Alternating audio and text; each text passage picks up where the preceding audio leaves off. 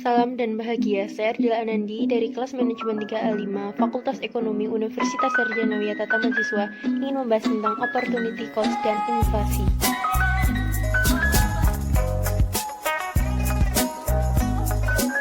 Opportunity cost atau biaya peluang adalah biaya yang timbul akibat hilangnya kesempatan dari pemenuhan suatu kebutuhan lain. Biasanya biaya ini muncul karena sumber-sumber daya ekonomi yang terbatas, sehingga maksa manusia untuk memilih hasil kebutuhannya. Biaya di sini tidak hanya berhubungan dengan uang atau materi yang real, tapi bisa juga berupa waktu, kesenangan, keuntungan di masa depan, dan faktor lainnya.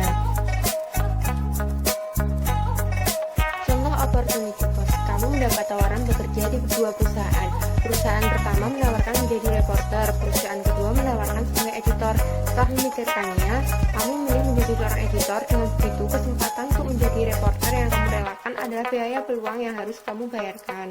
Materi selanjutnya adalah inflasi. Inflasi merupakan suatu proses meningkatnya harga-harga secara umum dan terus-menerus.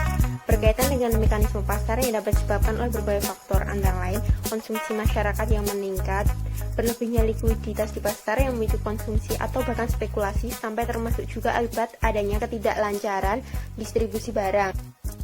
Penyebab terjadinya inflasi yang pertama, meningkatnya permintaan, disebabkan karena peningkatan permintaan untuk jenis barang atau jasa tertentu.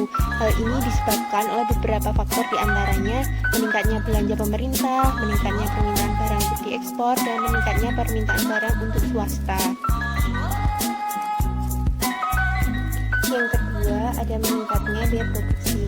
Peningkatan biaya produksi disebabkan oleh kenaikan harga bahan baku, misalnya harga bahan bakar naik, upah buruh naik, tingginya peredaran uang. Ketika jumlah barang tetap, sedangkan uang yang beredar meningkat 2 kali lipat, maka bisa terjadi kenaikan harga hingga 100%.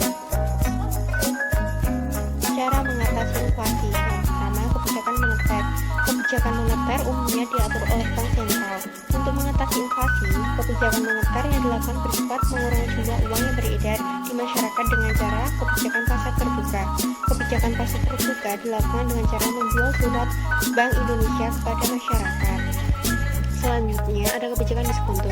Kebijakan diskonto dilakukan dengan cara menaikkan tingkat suku bunga di masyarakat. Dengan naiknya tingkat suku bunga, masyarakat akan lebih tertarik untuk menabung karena akan mendapatkan pendapatan bunga yang lebih besar. Selanjutnya, kebijakan giro wajib minimum. Kebijakan giro wajib minimum dilakukan dengan cara bank sentral membuat keputusan untuk meningkatkan cadangan minimum yang harus disimpan oleh bank umum.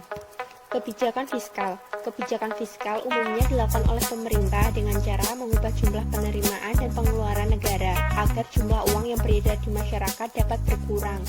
Hal ini dapat dilakukan dengan cara yang pertama, mengurangi pengeluaran pemerintah, dan yang terakhir, menaikkan tarif pajak. Sekian materi tentang opportunity cost dan inflasi yang saya sampaikan. Terima kasih. Salam dan bahagia.